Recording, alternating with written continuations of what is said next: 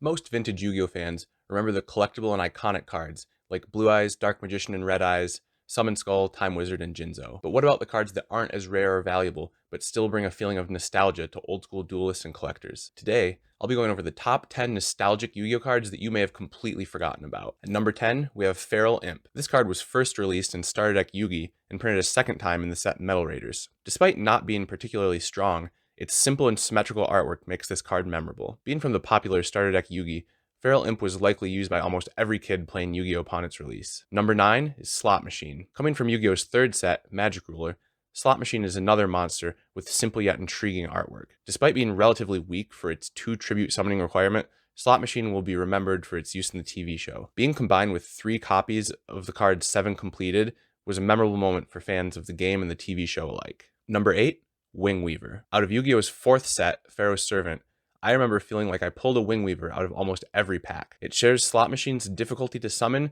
and Feral Imp's symmetry and simple artwork style. Number 7, Big Eye. From the second booster pack, Metal Raiders, Big Eye's unique artwork makes it hard to miss. While its effect of reordering your deck's top 5 cards isn't particularly powerful, I recall thinking this card was extremely strong as a kid. That was probably because nobody playing Yu-Gi-Oh on the playground knew how to build a balanced deck that got decent draws consistently. Not to spoil any remaining cards, but Big Eye isn't the only many-eyed monster in today's top 10. Number 6, Seven Colored Fish. Another card from Metal Raiders and also Starter Deck Joey, Seven Colored Fish is the first card on the list that was actually strong when released. I'm not sure if I find Seven Colored Fish nostalgic from its use in duels, or the fact that I spent so much time counting its colors and failing to find all 7. Seven Colored Fish's artwork is still a topic of debate 20 years later, featured in several popular YouTube videos. Before we get into the top 5 forgotten nostalgic cards, I'd like to announce this video's giveaway. I'll be giving away a Starter Deck Dark Magician and Red Eyes to one subscriber who likes this video and comments below letting me know their favorite card from today's top 10. All giveaway winners will be selected and announced at the end of each month. Now on to the top 5 forgotten nostalgic cards. Number 5,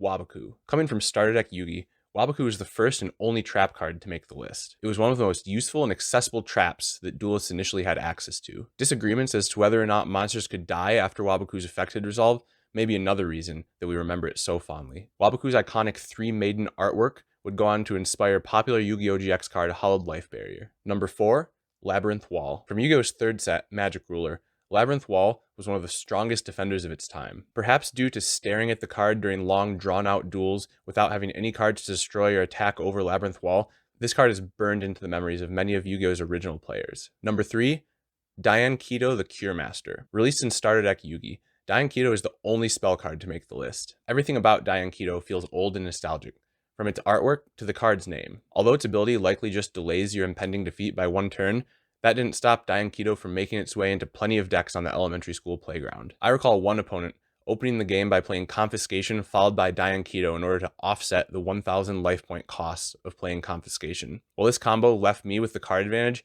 I couldn't help but think this was exactly how Dian Keto the Cure Master was meant to be played. Number 2, Lajin, the Mystical Genie of the Lamp. From Starter Deck Kaiba, Lajin was the most powerful 4-starred monster upon its release, basically an earlier copy of Seven Colored Fish. While its use in decks kept Lajin in the spotlight, its artwork keeps it in our memories. The giant strong genie is hard to forget. Number 1, Thousand Eyes Idol. Coming from the set Pharaoh's Servant, Thousand Eyes Idol intrigued young duelists for several reasons. It was laughably weak, had comical artwork, and a fitting name. You'd think with all those eyes to see incoming attacks, Thousand Eyes Idol would at least have some defensive ability. Despite its shortcomings, Thousand Eyes Idol would be used alongside Relinquish to summon one of the most powerful fusion monsters in the game, Thousand Eyes Restrict. Well, that wraps up today's top 10. If you like this type of video, talking about specific old school Yu-Gi-Oh cards, hitting the like button will tell me that I should make more content like this. Also, consider subscribing so you're notified when my future videos are released. And whether you're a long-term subscriber or you just subscribed today, don't forget to enter today's giveaway by liking this video and commenting your favorite card from today's top 10 list.